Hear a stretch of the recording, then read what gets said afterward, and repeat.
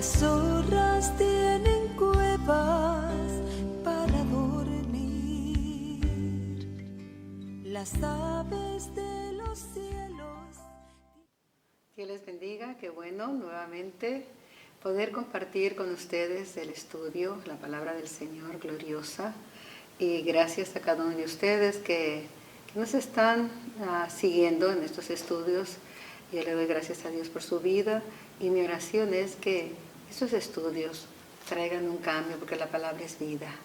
Y ustedes sean grandemente bendecidos y crezcamos juntos esperando al Rey que viene pronto por su iglesia. Vamos a abrir la escritura en el segundo libro de Samuel. La semana pasada tratamos sobre el espíritu de Mical, ese espíritu que está en contra de los verdaderos adoradores, que se indispone y siempre trata de impedir la adoración genuina al Dios de la gloria. No vamos a entrar en detalles porque usted puede verlo, el de la semana pasada, que se llama el espíritu de Mical, que está en contra de los adoradores o persigue a los adoradores, a los verdaderos adoradores. Hoy quiero retroceder al primer libro de Samuel, en el capítulo 6. ¿Y por qué razón? Porque intencionalmente dejé pendiente a los de Bet-Semes y vamos a verlo detenidamente.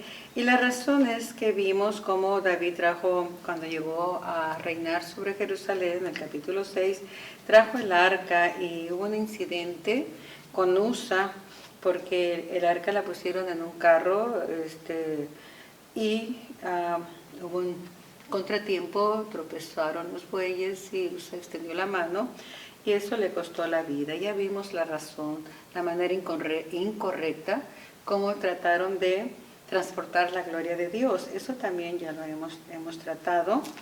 Y David no llevó el arca en este tiempo, la dejó a Jerusalén, la dejó en casa de Obed-Edom.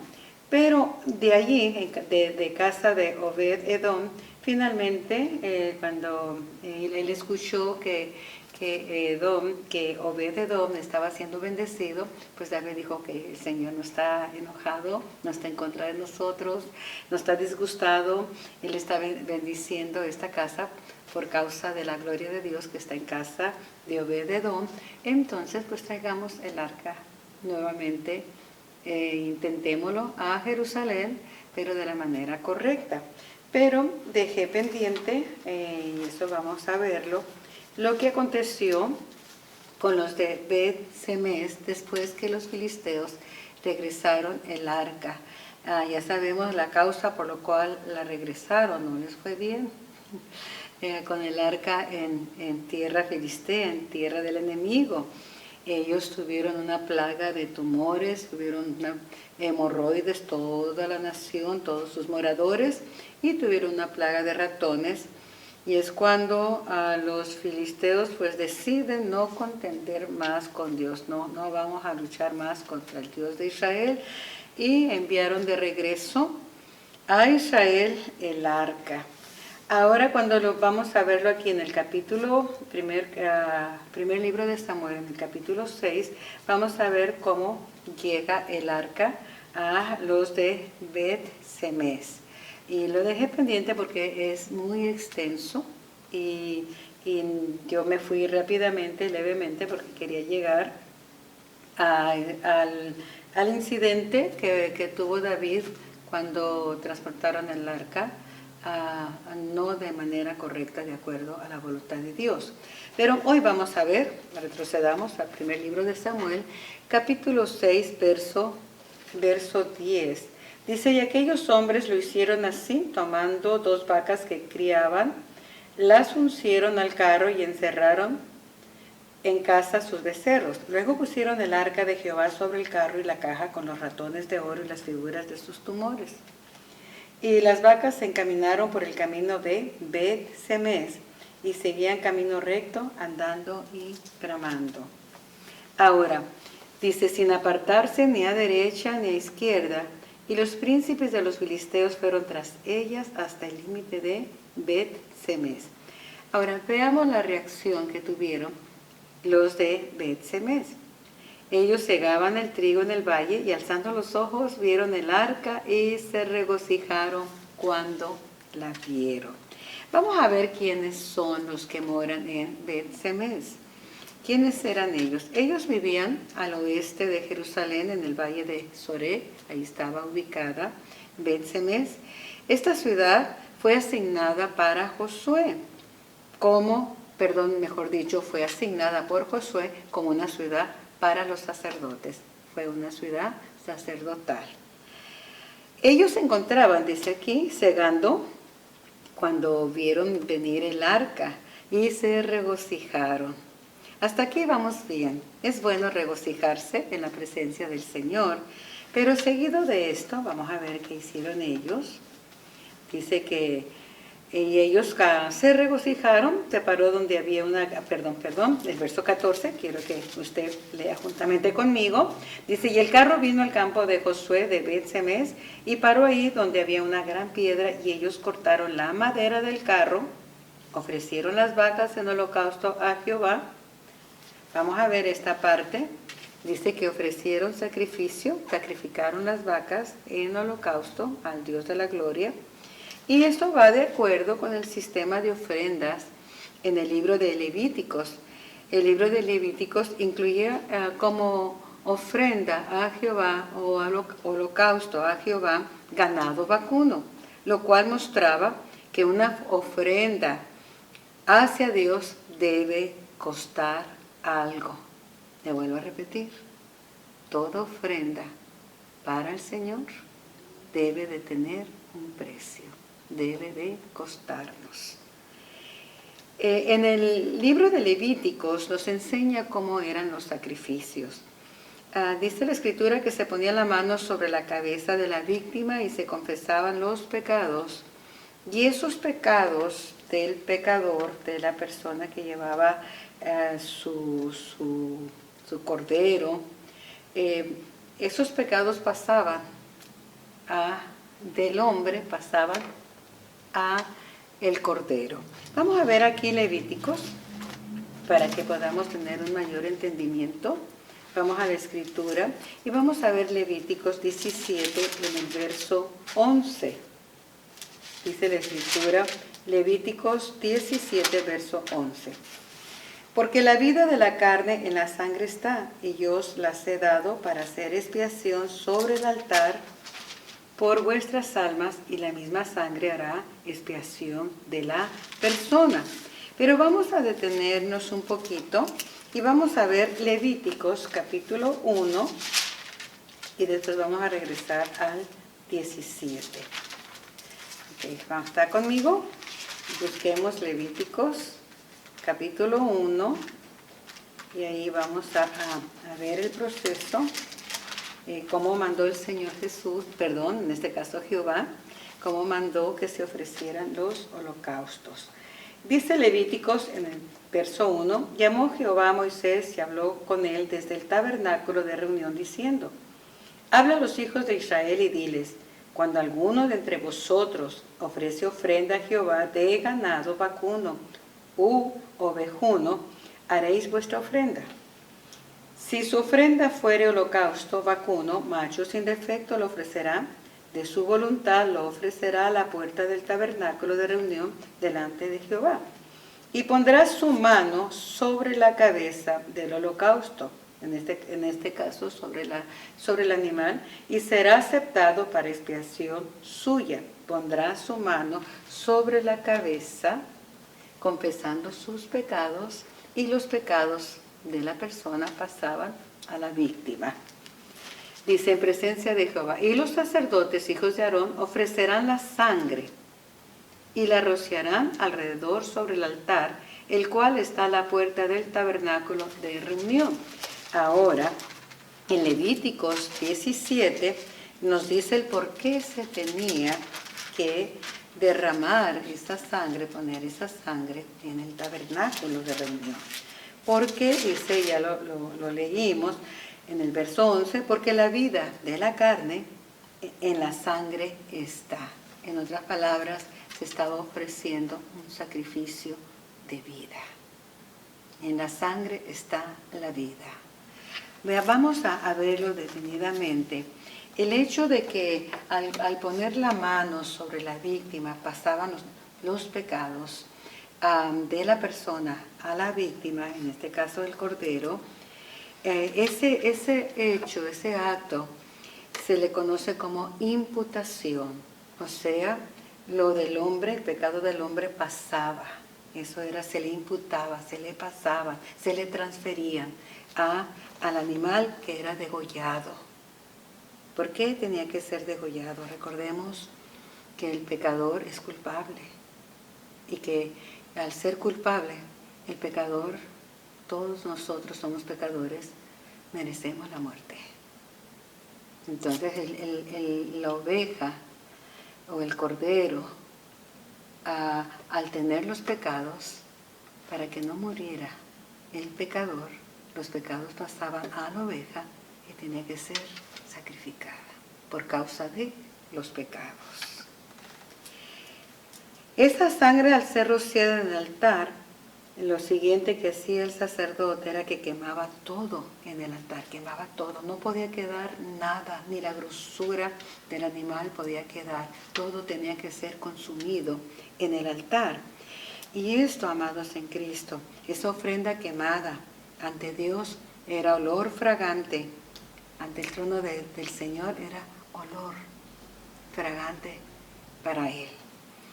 Y eso es la actitud de una entrega total a Dios, una entrega donde nuestra vida sea consumida completamente para Él, para su servicio.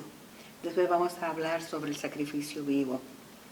Ahora el arca llegaba a Israel. Después de haber sido llevado por los filisteos, vamos a volver a 1 Samuel capítulo 6, le expliqué un poquito sobre lo que hicieron los de Bet-Semes cuando ofrecieron el sacrificio y por qué lo hicieron. Ofrecieron ofrenda, ofrecieron holocausto, pero en este caso tomaron las vacas y era permitido. Y ofrecieron el sacrificio, derramaron la sangre. Hasta ahí parece que todo está bien.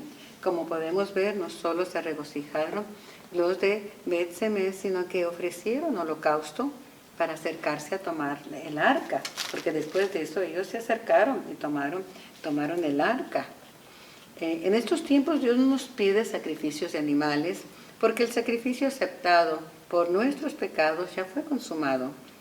Él ofreció a su propio Hijo y el Hijo se ofreció de su voluntad y derramando su sangre preciosa en la cruz del Calvario. A través de esa sangre nosotros podemos ser perdonados y podemos acercarnos con toda libertad, amados en Cristo. Podemos acercarnos con toda libertad ante el trono de la gracia. Vamos a ver qué dice Hebreos sobre esto. En este estudio yo le pido que usted ponga mucha atención, que anote las citas e inclusive si usted desea, vuélvalo a repetir y repetir, porque esto es vida para nosotros. Si tenemos un entendimiento claro de la obra expiatoria de Cristo, de lo que realmente representa y lo que es su sacrificio para nosotros, nuestra vida va a ser diferente. Vamos a ver Hebreos capítulo 9, verso 22, y dice que casi todo es purificado según la ley, con sangre, y sin derramamiento de sangre no se hace remisión de pecados. Si no había derramamiento de sangre, no había perdón de pecados, porque todo era purificado a través de sangre en el Antiguo Testamento. Entonces aquí, amados, vemos que todo aparentemente va bien con los de Bet-Semes. Hicieron lo que a nuestros ojos, a mi parecer, y quizá también a su parecer, dice, bueno, pues ellos hicieron bien, porque lo que vamos a ver más adelante es terrible. Los levitas bajaron el arca de la manera correcta, pero en el verso 19, vamos a ver el verso 19, ¿qué es lo que pasó? Entonces Dios hizo morir a los hombres de Bet-Semes, porque habían mirado dentro del arca de Jehová hizo morir al pueblo a 50,070 hombres. Y lloró el pueblo porque Jehová lo había herido con tan grande mortandad. Ok, vamos a ver, ¿qué es lo que pasó aquí? ¿Cuál fue el pecado tan grave que cometieron para que el juicio de Dios cayera sobre ellos al grado de que ellos mismos le pidieron a los de Kiriat Jearim que se llevaran el arca? No la querían más ahí, que se llevara el arca. Vamos a ver detenidamente lo que los de Bet-Sem hicieron al mirar el arca. ¿Qué implicaba el mirar dentro del arca? El arca, amados en Cristo, era una caja de madera de tamaño considerable, no recuerdo ahorita las medidas, pero era un arca de madera de acacia, la mejor madera, y chapeada con oro. Dentro del arca se encontraban las tablas de la ley de Dios, las tablas que Dios había entregado a Moisés, que él había escrito con su dedo. También se encontraba una muestra del maná, el pan con el que el Señor había alimentado a su pueblo por 40 años, pan que descendió del cielo. Y también se encontraba ahí la vara de Aarón que reverdeció y dio fruto, y también dio flor y fruto. Y eso es señal del requisito que el Señor pide para el ministerio. Los ministerios deben de llevar mucho fruto espiritual, para que sea realmente ministerio aprobado por Dios. El arca tenía una tapa, y aquí entramos. El arca tenía una tapa con una corona doble alrededor. Esta tapa se llamaba propiciatorio. Y propiciatorio, y la palabra propiciatorio, significa aplacamiento o encubrimiento. Entonces vamos a ver qué hicieron los de Bet-Semes. Dice que miraron dentro del arca. Para mirar dentro del arca, los de Bet-Semes tuvieron que haber removido la tapa, o sea, el propiciatorio. Y en el propiciatorio, encima del propiciatorio, es donde se rociaba la sangre del sacrificio. Ahora vamos a ver, para tener un entendimiento en el Nuevo Testamento, vamos a ver la primera carta de Juan, en el capítulo 2, verso 2. Y vamos a ver qué es lo que nos dice Juan con relación al propiciatorio. Vamos a comenzar en el verso 1. Dice: hijitos míos, estas cosas os escribo para que no pequéis. Y si alguno hubiere pecado, abogado tenemos para con el Padre, Jesucristo el justo. Ahora el verso 2, el apóstol Juan nos revela una revelación a través del Espíritu Santo que él recibe, que el propiciatorio es Cristo. Dice, y él, hablando de Cristo, es la propiciación por nuestros pecados. Y no solamente por los pecados nuestros, sino también por los de todo el mundo.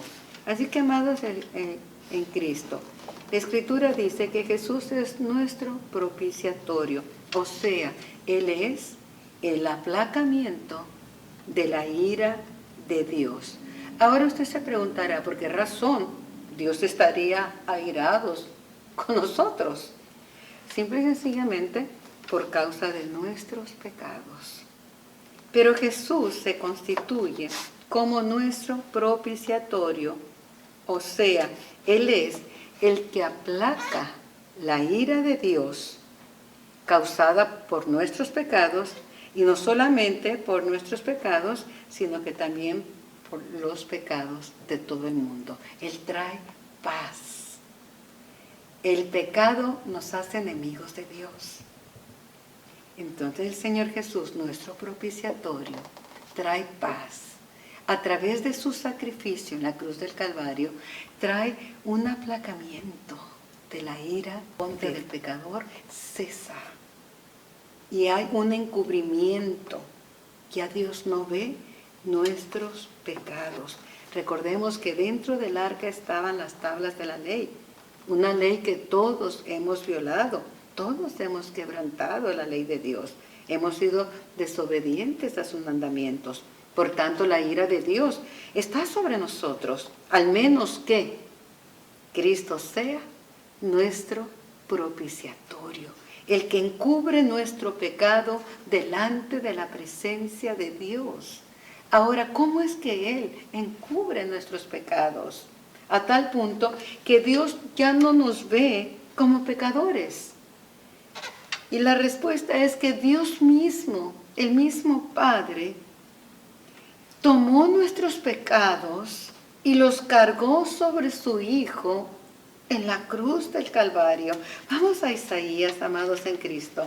Vamos a Isaías 53, en el verso 6 dice: todos nosotros nos descarriamos como ovejas, cada cual se apartó por su camino, mas Jehová, el mismo Dios airado, el mismo Dios ofendido, cargó en Él, hablando de su Hijo, el pecado de todos nosotros. Él hizo una imputación. Él quitó nuestros pecados y los puso sobre el Cordero de Dios, su propio Hijo. Por eso es que Él, la ira de Dios se aplaca, ya no nos ve ni nos trata como pecadores. Pecadores que hemos violado su ley, sí, pero Jesús, nuestro propiciatorio, encubrió nuestros pecados al tomarlos sobre su mismo cuerpo. Ahora repasemos esto cuidadosamente. Esa etapa llamada propiciatorio tipifica a Cristo. Él cubre nuestros pecados ante Dios y así somos perdonados. Ahora, no somos perdonados por nuestros méritos, sino por los méritos del Cordero de Dios. Él es el Cordero de Dios que fue sacrificado y su sangre, que representa su vida, fue entregada en totalidad para el perdón de nuestros pecados. Pongamos atención a esto. Cuando alguno ofrece, dice Levíticos 1, volviendo a Levíticos 1, capítulo 1, verso 1 al 5, cuando alguno ofrece a Jehová ganado o oveja, pondrá su mano sobre su cabeza y será aceptado para expiación suya. ¿Qué es expiación? La expiación significa que es la eliminación de la culpa o del pecado a través de otra persona. Yo soy pecador. Yo merezco la muerte. Dios está airado conmigo. He quebrado su ley. Soy reo de muerte. No tengo escapatoria. Entonces, ¿qué hace Dios? Tiene preparado un cordero sin mancha, perfecto. Y ese cordero es su mismo Hijo. Entonces, el pecador en el Antiguo Testamento venía al cordero y confesaba sus pecados. Al confesar sus pecados, el cordero moría. Porque esos pecados pasaban al cordero. Y esa sangre derramada hacía expiación. Esa sangre de un cordero, de un animal, purificaba al pecador. Y Hebreos dice, cuanto más la sangre de Cristo. Oh, amados en el Señor, pongamos atención a esto. Veamos detenidamente los pasajes, pidamos al Señor en oración que nos revele, que nos lleve al Calvario y veamos el amor del Padre en un Dios airado, porque le fallamos porque quebramos su ley, pero Él mismo provee el cordero. Y Él mismo, dice Jehová, cargó en Él el pecado de todos nosotros. Entonces Jesús se constituye nuestro propiciatorio, el que encubrió nuestro pecado porque Él los lleva, el que quitó la ira de Dios porque a través de su sacrificio nos hizo amigos de Dios. En el Nuevo Testamento nuestros pecados son eliminados en la expiación que Cristo hizo por nosotros. ¿Cómo lo hizo? Cuando nuestros pecados fueron puestos sobre Él. Al ser puestos sobre Cristo, se eliminó la culpa, la condena para el pecador. Recordemos que el sacerdote rociaba la sangre del sacrificio alrededor sobre el altar. Esa sangre habla del sacrificio de Cristo. Hablaba también de la confesión por los pecados. Y ese pecado había sido puesto en la víctima. Vayamos al libro del profeta Isaías, que el cual ya leímos, donde dice: mas Jehová cargó en él, hablando del Señor Jesús, el pecado de todos nosotros. Estoy repasando para que podamos entender si algo no captamos al principio. Y ahí nosotros somos declarados sin pecado. ¿Dónde somos declarados sin pecado? Cuando el Señor Jehová puso nuestros pecados en el Señor Jesucristo.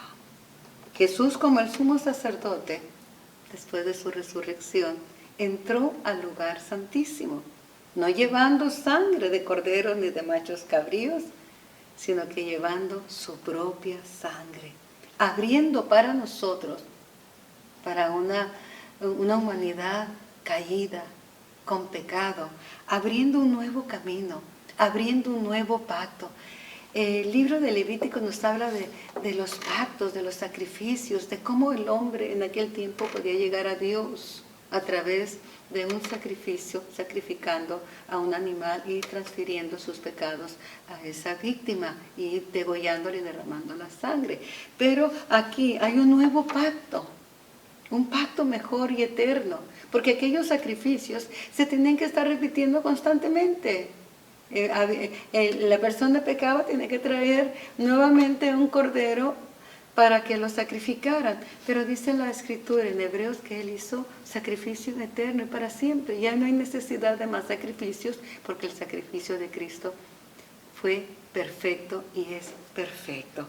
Entonces, amados en Cristo, yo me gozo, amados, y mi corazón se tiembla delante de la presencia del Señor en gratitud por la obra tan perfecta y maravillosa de Cristo, de Él ser el Cordero, ofrecerse como el Cordero, para que nosotros, los pecadores, no muriéramos eternamente.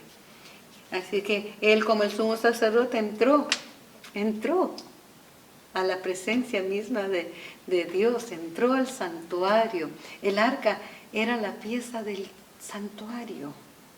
Y Él entró, ya no con sangre de animal, sino con su propia sangre. Y esa sangre da testimonio de que somos salvos a través de Jesucristo. Ahora, por el sacrificio de Cristo somos aceptados. Somos aceptados por esa tapa, por ese propiciatorio que es Cristo, que encubrió, que borró, que nos amistó, que trajo paz, que aplacó la ira de Dios. Y su sangre nos limpia, pero esa sangre que nosotros la aceptamos es la que nos declara justos y perdonados y santos. Porque si la sangre de animales todo lo purificaba, cuanto más la sangre de Cristo purifica nuestras conciencias de obras muertas. Así es que, amados, ninguno podemos ser perdonados sin el propiciatorio, quien es Cristo. Sin Cristo tenemos que dar cuentas de nuestros pecados y no tenemos con qué pagarlos, ya que somos culpables delante del Dios juez justo, y lo único que nos esperaría sería la muerte. Y esa es la razón por qué los de Bet-Semes murieron. Quisieron acercarse a Dios sin el propiciatorio. Sin Cristo, ellos removieron, ellos quitaron el propiciatorio. Y sin Cristo, amados, no podemos acercarnos a Dios. Sin Cristo solamente nos espera la muerte, porque todos somos reos condenados a la muerte. El Señor Jesús dijo en Juan 14:6, yo soy el camino, soy la verdad y soy la vida. Y nadie, escuche, nadie. Y cuando el Señor Jesús dijo nadie, es nadie. No importa quién sea. En este caso ellos eran sacerdotes. Pero quitaron la tapa. Quisieron ver la gloria de Dios, entrar al lugar santísimo sin la tapa, sin el propiciatorio. Y el Señor Jesús dice, nadie viene al Padre, nadie puede entrar a la presencia de Dios sin Cristo. No es la religión la que nos va a salvar. La religión no tiene el poder de perdonar nuestros pecados. Solo el que murió por nuestros pecados tiene el poder de perdonar nuestros pecados para llevarnos al Padre y podernos acercar a la presencia de nuestro Padre Celestial. No son tampoco nuestras buenas obras. Isaías dice que nuestras buenas obras son como trapos de inmundicia. Es la obra de Cristo en la cruz del Calvario que nos salva y nos limpia con su preciosa sangre. Los de Bet-Semes hicieron una obra que parecía buena, sacrificaron las vacas que no eran de ellos, fueron enviadas por los filisteos. Cargaron una carreta de madera. Los de Bet-Sem tomaron la carreta, le hicieron leña y con esa leña pusieron la víctima y ofrecieron holocausto. Tampoco la carreta era de ellos.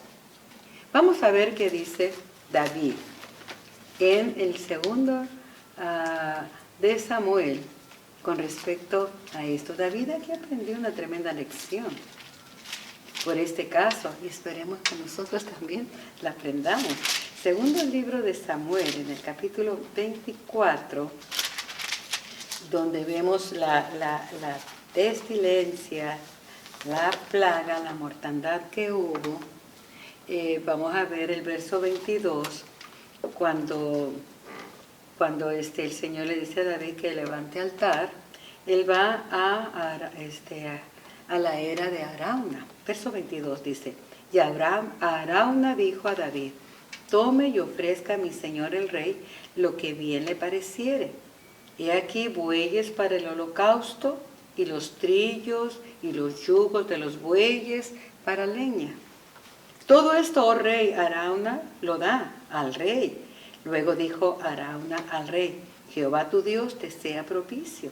Ahora veamos la respuesta de David. Y el rey dijo a Arauna, no. Y aquí hay un no en mayúscula y una coma. Un no que hizo pausa. Sino por precio te lo pagaré. Porque no ofreceré a Jehová mi Dios holocaustos que no me cuesten nada. Entonces David compró la era. ¿Qué hicieron los de Bet-Sem? Aquí para comenzar, aquí comenzó el tremendo error que cometieron ellos. David dijo, no ofreceré holocausto a Dios que no me cueste. Los de Bet-Semes ofrecieron holocausto a Dios sin haber pagado el precio por ello. Arauna le ofrece a David los animales para el sacrificio.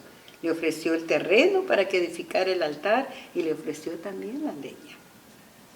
Al principio se habló que una ofrenda a Dios debe de costarnos. Note usted, traerás una oveja o traerás del ganado. Para traerlo tenían que comprarlo. Una oveja, una vaca era de gran valor. Ahora, ¿qué pide Dios de nosotros? Porque Él no ha cambiado. Él sigue siendo el mismo. Ahora, ¿qué es lo que Dios pide de nosotros? Veamos qué dice Miqueas en el capítulo 6. ¿Qué es lo que Dios pide de nosotros? No vayamos a cometer el mismo error de los de Bet-Semes. ¿Ok? Vamos a ver qué es lo que pide Dios en el libro de Miqueas capítulo 6, verso 8. Dice, oh hombre, Él te ha declarado lo que es bueno. ¿Y qué pide Jehová de ti? Solamente hacer justicia y amar misericordia y humillarte ante tu Dios.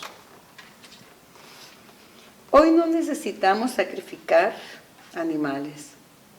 El sacrificio perfecto ya fue hecho en Cristo Jesús. Pero Dios sí nos pide algo. Lo que Él pide es que nos presentemos como sacrificio vivo, y esto tiene un precio. Ese precio es la renuncia, es sometimiento, es obediencia, y una obediencia que nos lleva a la humildad. Hay quienes dicen, bueno, hagamos esto, tú oras y ayunas y yo predico y enseño.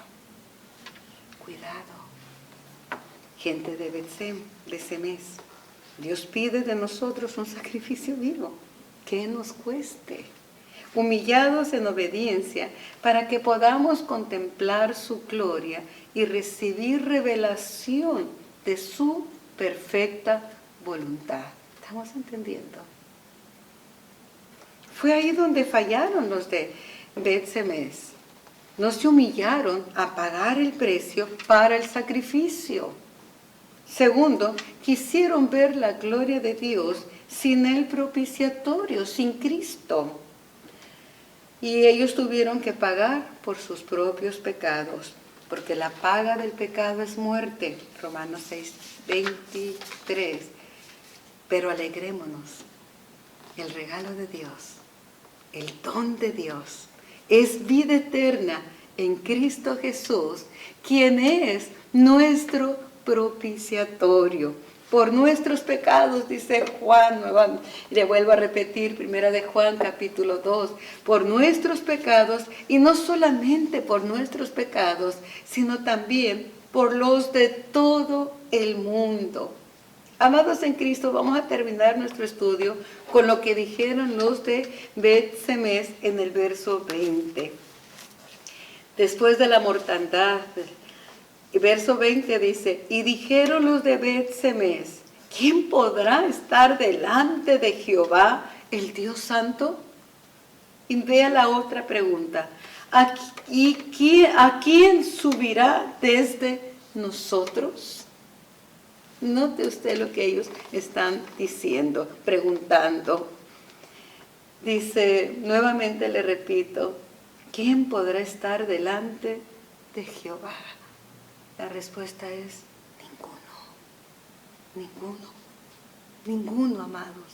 Ninguno somos dignos de estar delante de la presencia del Señor.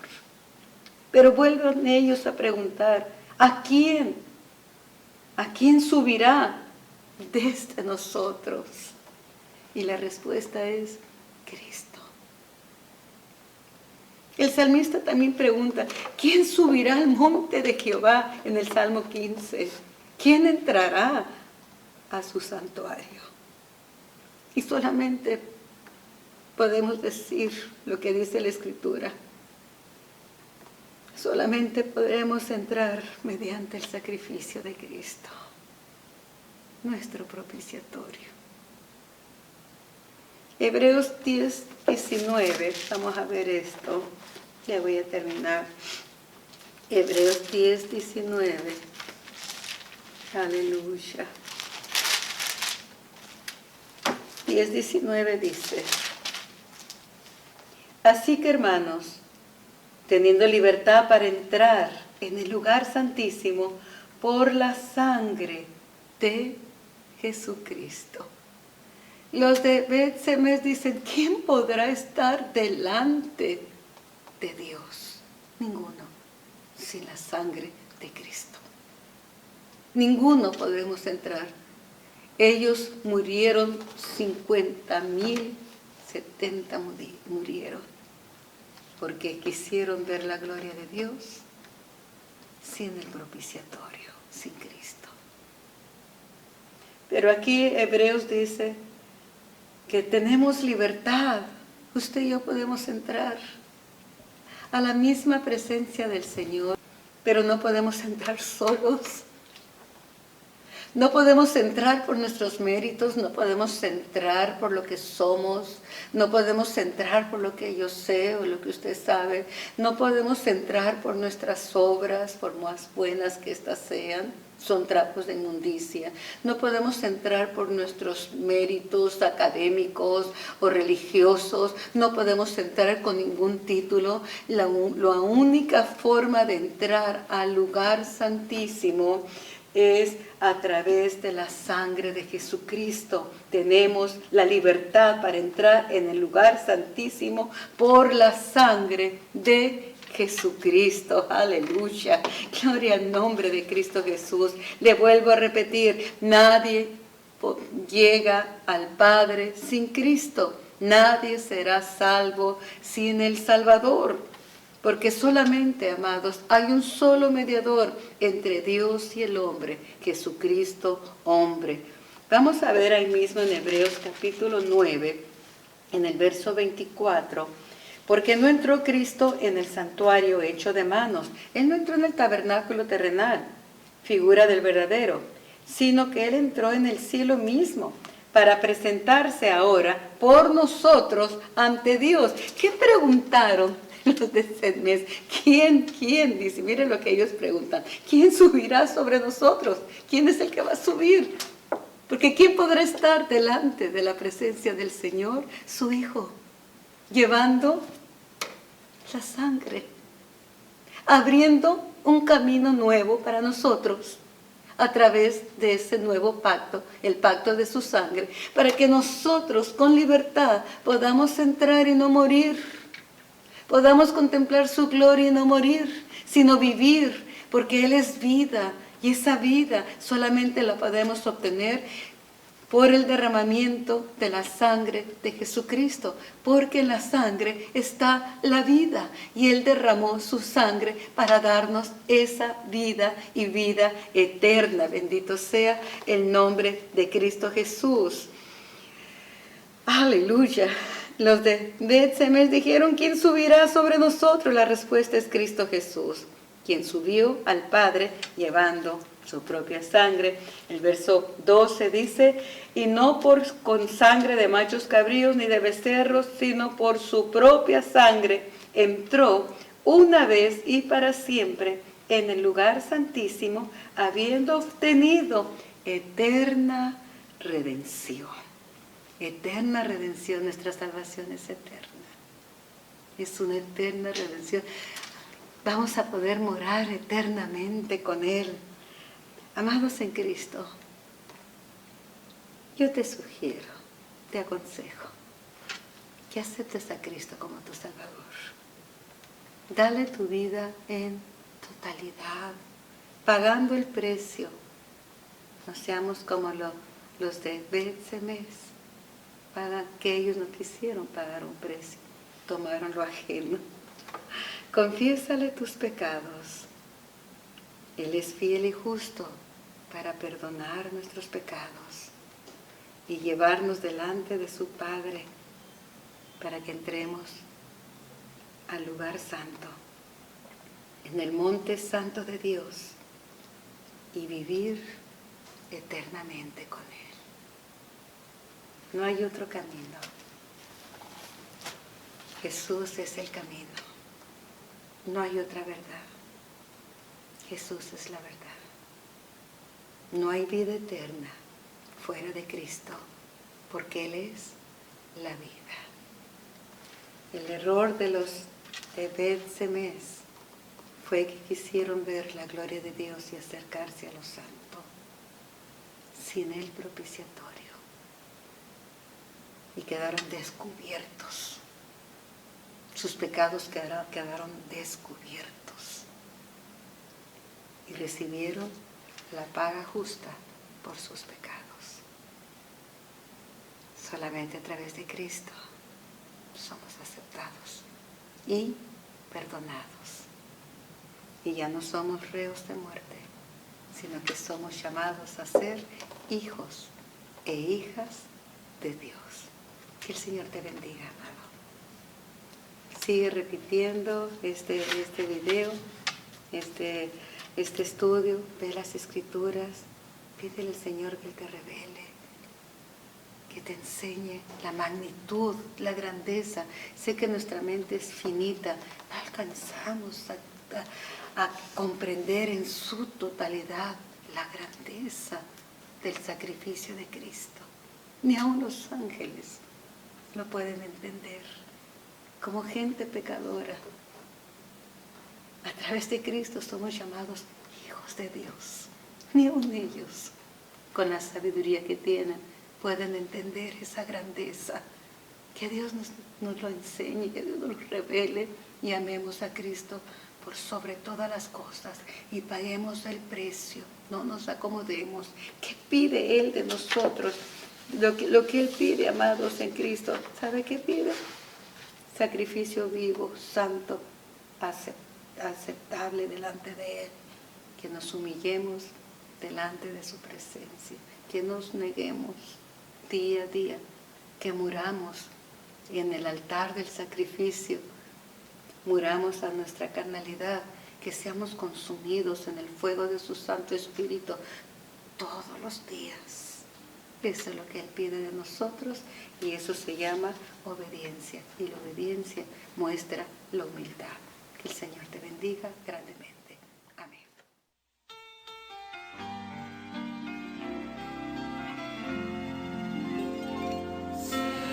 Señor, ¿quién entrará en tu santuario para adorar? Señor, ¿quién entrará en tu santuario para adorar?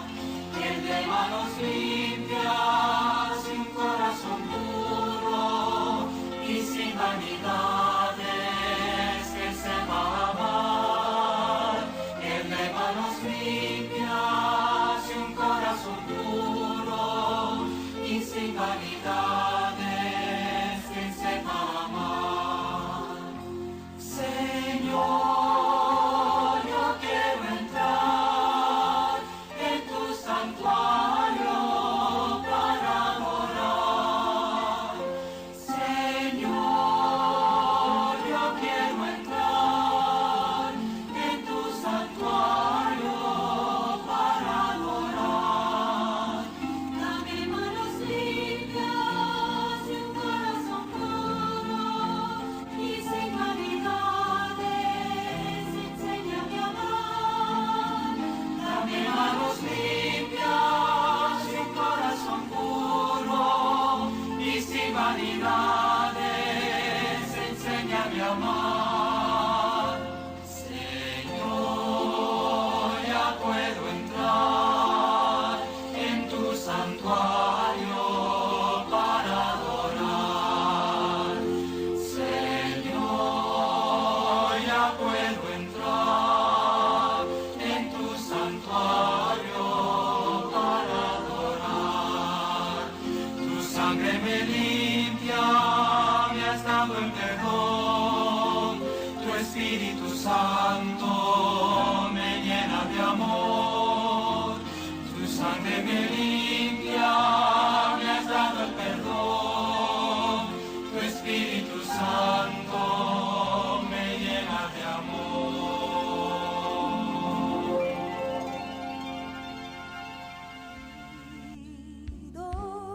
Mas el Hijo del Hombre no tiene un lugar donde su cabeza recostar.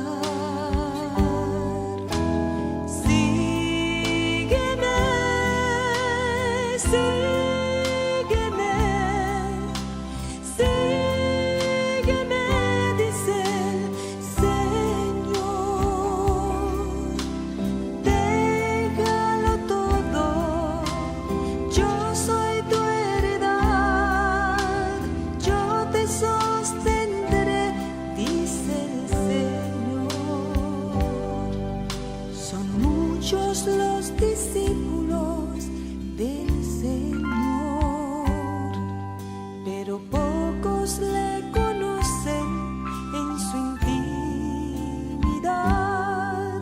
con aquel